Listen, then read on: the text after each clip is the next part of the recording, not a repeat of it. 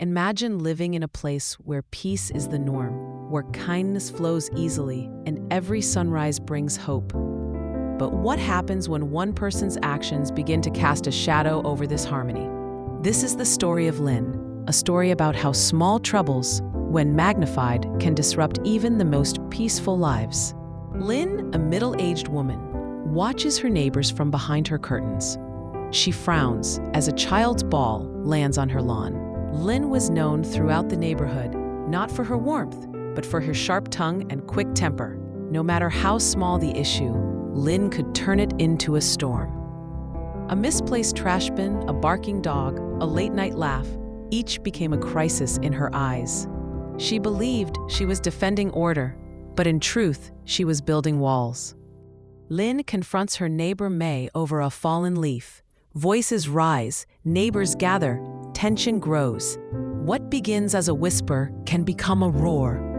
Lynn's complaints echoed through the community. Neighbors grew wary, friendships faded, and the once vibrant street became quiet and cold.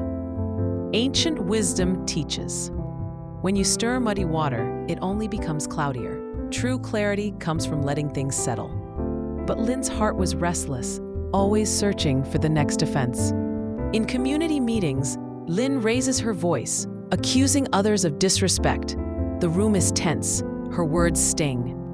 One evening, the community gathered to address growing unrest. Lynn, convinced of her righteousness, spoke with anger and blame. But as she looked around, she saw only weary faces, neighbors she once knew, now distant and silent. For the first time, Lynn felt the weight of her own isolation.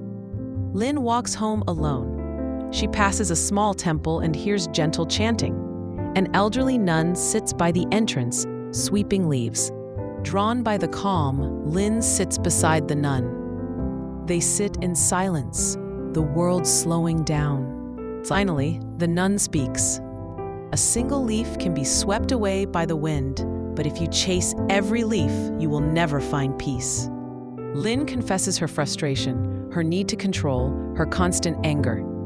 The nun listens, then says, "Peace is not found by fighting every battle, but by learning which battles are worth your spirit." Lynn at home, reflecting. She remembers moments when her anger hurt others, her neighbor's tears, a child's fear, her own loneliness. Lynn realizes her misery was not caused by others, but by her own mind. She remembers a teaching. A mind is like a pond. If you throw stones, the water will always be disturbed. If you let it be, the surface will reflect the sky. Lynn begins to see her role in her own unhappiness. Lynn apologizes to May, helps a neighbor with groceries, smiles at children playing. The community slowly warms to her. Change is not easy, but it begins with a single step. Lynn starts to let small things go. She listens more, speaks less, and chooses kindness over conflict. She discovers that harmony grows when you nurture it, not when you control it. Gradually, the street comes alive again. Laughter returns, neighbors greet her with warmth, and Lynn feels lighter. Lynn sits with the whole community, both smiling as children play nearby. The sun sets over a peaceful community. Lynn learns that life is filled with small troubles, but happiness is found in perspective. She understands now. Don't make a mountain out of a molehill, or else your life will be full of misery. True peace comes from letting go, from choosing which battles matter, and from nurturing harmony within and around you. Take a moment. Close your eyes, breathe deeply, and reflect. What small troubles have you magnified in your own life? How can you let go, forgive, and choose peace instead of conflict? Remember, your happiness is shaped not by what happens, but by how you respond.